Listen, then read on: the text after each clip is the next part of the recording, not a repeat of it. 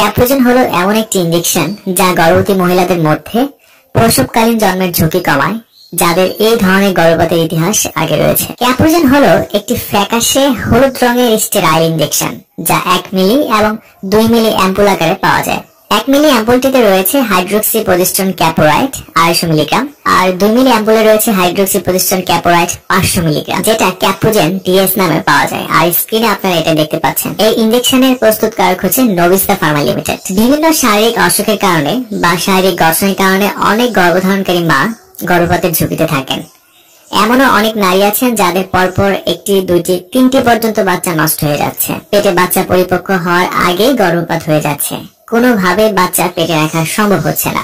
অনেক সতর্ক থাকার পরেও এমনকি বিভিন্ন পরীক্ষা নিরীক্ষা করলে দেখা যায় সবকিছু ঠিকঠাক আছে, কিন্তু নির্দিষ্ট একটা সময় পরে গর্ভপাত হয়ে যাচ্ছে।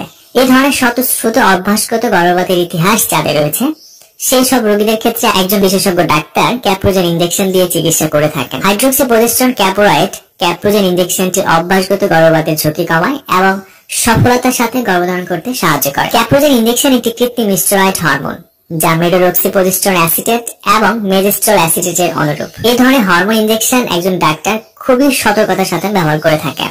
রোগীদের বর্তমান রক্তনালীতে রক্ত জমাট বাঁধা অথবা এই ধরনের অস্বাভাবিকতা ইতিহাস আছে, তাদের ক্ষেত্রে এই ইনজেকশন দেওয়া যাবে না।